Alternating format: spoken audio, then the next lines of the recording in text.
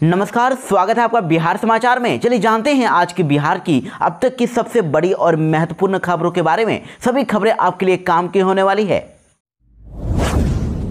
बिहार में smart meter का मुद्दा अभी गरमाया हुआ है और अब तो राजद पार्टी ने इसको लेकर आंदोलन करने तक का ऐलान कर दिया है। जी हाँ, देखिए, बिहार में स्मार्ट मीटर का मुद्दा पिछले काफ़ी दिनों से गर्म है। अलग अलग जगहों पर कई लोग स्मार्ट मीटर लगाने का विरोध कर रहे हैं और कई लोगों का दावा है कि स्मार्ट मीटर की वजह से उनके घर पर बिजली का बिल ज़्यादा आ रहा है। और अब देखिए, राष्ट्रीय जनता दल यानी कि आरजेडी पार्टी ने बिहार में स्मार्ट मीटर के खिलाफ आंदोलन छेड़ने तक का ऐलान कर दिया है। इधर आरजेडी के प्रदेश अध्यक्ष जगदानंद सिंह ने कहा है कि बिहार में स्मार्ट मीटर के नाम पर लूट मची हुई है। गरीब किसान और आम उपभोक्ता इससे काफी परेशान हैं और इसी के साथ अब 1 अक्टूबर से पार्टी इस गंभीर मसले पर आंदोलन शुरू करेगी।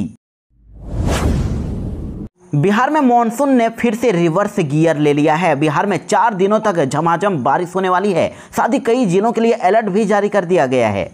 जी हां, बिहार में मॉनसून ने एक बार फिर से यू टर्न ले लिया है और चक्रवात की वजह से आज बिहार के कई जिलों में बारिश भी हो रही है। इसी वजह से आज मौसम विभाग ने तो अगले 3 दिनों तक के लिए चेतावनी जारी कर दी है। विभाग का कहना है कि इस दौरान मेघ गर्जन, वज्रपात के साथ भारी से भारी अति भारी बारिश हो सकती है। तो बिहार के जिन जिलों में आज सबसे ज्यादा बारिश हो सकती है वे जिले हैं बिहार की पश्चिमी चंपारण, पूर्वी चंपारण, शिवहर, सीतामढ़ी, मधुबनी, सुपौल, अररिया, किशनगंज, पूर्णिया, कटिहार, गोपालगंज, सिवान, भागलपुर एवं बांका। यहां पर अति भारी बारिश की संभावना है, जिसके कारण नदियों के जलस्तर में भी वृद्धि होने की संभावना है।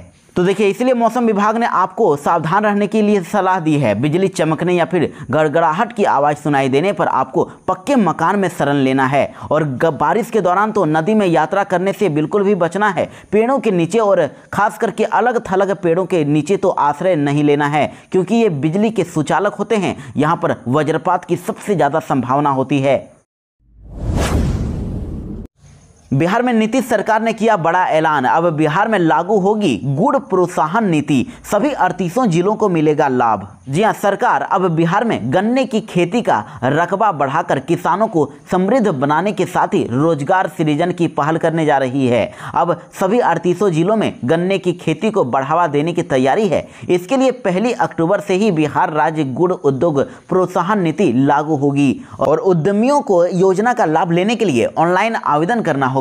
गन्ना उद्योग विभाग ने इसके लिए कैन केयर सॉफ्टवेयर भी विकसित कराया है। अब गन्ना किसान से लेकर अब उद्यमियों को भी अब सभी तरह की योजना का लाभ कैन केयर पोर्टल के माध्यम से उपलब्ध होगा। और मंत्री ने प्रेस वार्ता में कह दिया है कि चालू वित्तीय वर्ष में गुड़ उद्योग लगाने वालों को अनुदान देने के लिए 12 करोड़ रुपए से अधिक की राशि का प्रावधान किया गया है। और साथ ही यह भी बताया गया कि सरकार ने 50% अनुदान देने का प्रावधान किया है। साथ ही 5 करोड़ रुपए से अधिक निवेश करने वाले उद्यमियों को बैंक ब्याज पर 10% अनुदान का भी प्रावधान किया गया है। चीनी मिलों के हित को ध्यान में रखते हुए 15 किलोमीटर की दूरी पर ही गुड़ उद्योग लगाने की अनुमति दी जाएगी। बिहार के शिक्षकों के लिए बड़ी खुशखबरी है। 30 सितंबर तक शिक्षकों की ट्रांसफर पॉलिसी तैयार हो जाएगी। जी हां, देखिए, बिहार के शिक्षा मंत्री सुनील कुमार ने एक बार फिर से कह दिया है कि शिक्षकों के ट्रांसफर को लेकर 30 सितंबर से पहले ही नियमावली हम बना देंगे और कैबिनेट की इसमें कोई जरूरत नहीं है, विभागीय स्तर पर ही हो जाएगा। कैबिनेट में पोस्ट सैंक्शन और कहां पर पोस्टिंग करनी है वो तय होता है, लेकिन ट्रांसफर का मामला विभागीय स्तर पर होता है। आपको बता दें कि बिहार में 1,87,000 नियोजित शिक्षक को नई पोस्टिंग और राज्य कर्मियों की दर्जे का इंतजार है। वहीं सक्षमता परीक्षा उत्तीर्ण नियोजित शिक्षकों की ट्रांसफर पॉलिसी को लेकर शिक्षा विभाग ने 3 सदस्य अधिकारियों की एक हाई लेवल कमेटी 1 जुलाई को बनाई थी और 15 जुलाई तक कमेटी को रिपोर्ट देनी थी और ट्रांसफर पॉलिसी 31 जुलाई तक फाइनल कर लेनी थी। लेकिन अभी भी सक्षमता परीक्षा के पास 1,87,000 नियोजित शिक्षकों को नई पोस्टिंग और राज्य कर्मी के दर्जे का इंतजार है। इसलिए जो अब ये अटका हुआ मामला है इसको अब सुलझा लिया जाएगा। बिहार पैक्स इलेक्शन को लेकर बड़ी खबर है। 25 नवंबर से 5 दिसंबर तक 5 चरणों में होंगे पैक्स चुनाव। जी हाँ, बिहार में 25 नवंबर से 5 दिसंबर तक पैक्स चुनाव कराए जाएंगे और ये 5 चरणों में होगा। सरकार के द्वारा पूर्व से लागू आरक्षण व्यवस्था का अनुपालन सुनिश्चित होगा और चुनाव बैलेट पेपर से कराए जाएंगे। 15 नवंबर को पैक्स चुनाव संबंधी अधिसूचना जारी होगी। वहीं विभिन्न पर्व त्योहार के अवकाश को देखते हुए भी बिहार राज्य निर्वाचन पदाधिकारी की ओर से पैक्स चुनाव संबंधी कार्यक्रम तय किया गया है। वहीं बताया गया है कि 5 चरणों में होने वाले इस चुनाव में मतदान के दिन ही मतगणना प्रक्रिया भी पूरी कराई जाएगी। बड़ी खबर है, बिहार में भूमि सर्वे पर अब बड़ा फैसला ले सकती है नीतीश सरकार। नियमावली में होगा संशोधन। जी हाँ, बिहार में विशेष भूमि सर्वेक्षण के दौरान जमीन से जुड़े कागजातों को जुटाने के लिए अधिक समय मिलने का रास्ता साफ हो रहा है। इसके लिए बिहार विशेष सर्वेक्षण एवं बंदोबस्त नियमावली 2012 के नियम 3(1) में संशोधन का प्रारूप तैयार हो रहा है। देरी सिर्फ इस मुद्दे पर हो रही है कि नई समय सीमा क्या होगी। वहीं इधर विभागीय मंत्री डॉक्टर दिलीप जायसवाल ने पिछले सप्ताह कहा था कि कागजात जुटाने के लिए रैयतों को 3 महीने तक का समय दिया जाएगा और विभाग में अब एक राय ये आ रही है कि क्यों न इसे 4 या फिर 4.5 महीने तक बढ़ा दिया जाए। और आकलन तो ये है कि एक बार स्वघोषणा पत्र वाला विवाद समाप्त हो जाए तो सर्वे अभियान सरपट बढ़ जाएगा और इसे अब तक की सबसे बड़ी बाधा के रूप में चिन्हित किया गया है। मोबाइल नंबर अपडेट नहीं करने पर अब पॉल्यूशन सर्टिफिकेट नहीं बनेगा और इसीलिए आप घर बैठे ही इसके लिए ऑनलाइन आवेदन कर सकते हैं। जी हाँ, अब तक जिसने वाहन रजिस्ट्रेशन सर्टिफिकेट में मोबाइल नंबर अपडेट नहीं कराया है वे जल्दी से जल्दी मोबाइल नंबर अपडेट करा लें। मोबाइल नंबर अपडेट नहीं रहने पर वाहन का, गाड़ी का पॉल्यूशन सर्टिफिकेट नहीं बनवा सकेंगे। इस संबंध में बिहार के परिवहन सचिव संजय कुमार अग्रवाल ने जिला परिवहन पदाधिकारी को निर्देशित किया है और अब परिवहन सचिव के निर्देश के आलोक में विशेष अभियान चलाकर मोबाइल नंबर अपडेट कराया जा रहा है और इसके लिए ऑनलाइन एवं जिला परिवहन कार्यालय में भी अपडेट कराने की सुविधा प्रदान की गई है। और मोबाइल नंबर अपडेट कराने पर संशय की स्थिति में परिवहन विभाग के हेल्पलाइन नंबर 06122547212 पर कॉल करके आप जानकारी प्राप्त भी कर सकते हैं और आप घर बैठे भी आसानी से मोबाइल नंबर अपडेट कर सकते हैं। इसके लिए आपको वाहन रजिस्ट्रेशन में मोबाइल नंबर परिवहन.gov.in पर एवं ड्राइविंग लाइसेंस में मोबाइल नंबर www.sarthi.परिवहन.gov.in पर ऑनलाइन अपडेट कर सकते हैं। बिहार में स्मार्ट प्रीपेड मीटर वाले बिजली उपभोक्ताओं को बड़ी राहत की खबर है। अब बकाया वसूली में 300 दिन की लिमिट अब खत्म कर दी गई है। आपको बता दें कि शहरी क्षेत्र के बाद ग्रामीण इलाकों में भी स्मार्ट प्रीपेड मीटर लगाए जा रहे हैं, लेकिन ग्रामीण इलाकों में भारी मात्रा में बिजली बिल बकाया है और ग्रामीण उपभोक्ताओं का कंपनी पर 10,000 करोड़ बाकी चल रहे हैं। यानी कि इन लोगों ने इतने पैसे अभी तक बिजली विभाग को नहीं दिए हैं। तो ऐसे कई उपभोक्ता हैं जिन पर सालों का बिजली बिल बकाया है।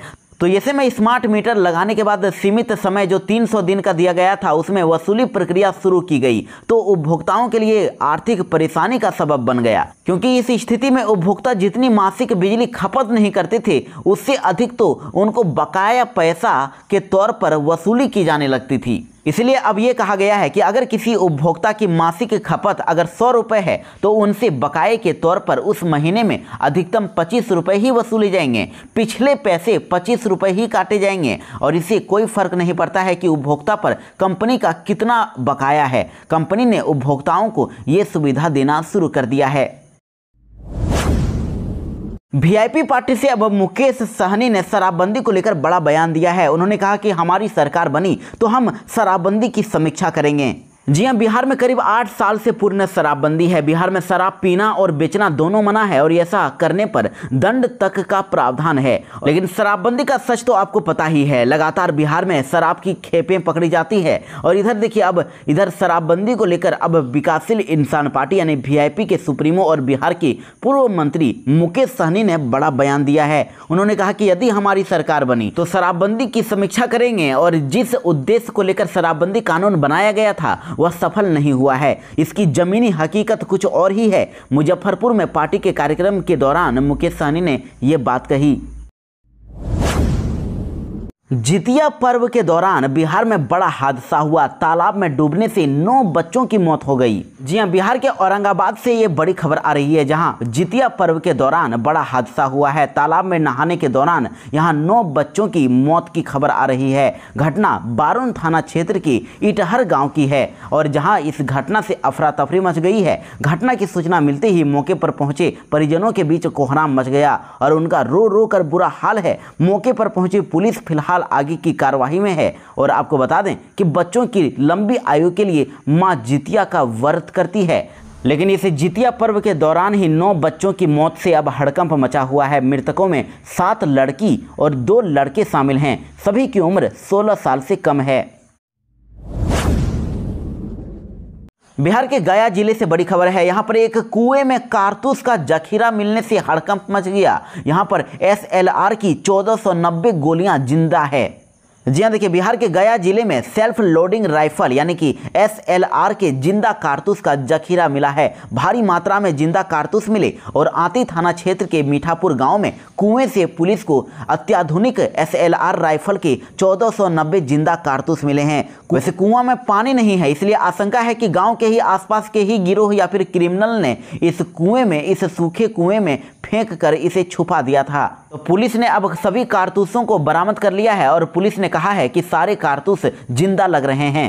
और कारतूस यहां कैसे पहुंचा, किसके द्वारा छुपाया गया, अब इसकी जांच की जा रही है। बिहार में रेल यात्रियों के लिए बड़ी राहत भरी खबर है। जमालपुर भागलपुर रेलखंड पर अब ट्रेनों का परिचालन शुरू हो गया है। जी हां, जमालपुर सुल्तानगंज भागलपुर रेलखंड पर ट्रेनों का परिचालन शुरू किया गया और पैसेंजर ट्रेन चलाकर ट्रेनों का परिचालन शुरू किया गया। ब्रिज संख्या 195 बरियारपुर के पास गाटर में बाढ़ का पानी सट जाने के कारण पिछले 2 दिनों से इस रूट पर सुरक्षा के मद्देनजर रेलवे के द्वारा परिचालन बंद कर दिया गया था और अब जलस्तर में कमी आई है, जिसके बाद ट्रेनों का परिचालन फिर शुरू हो गया है।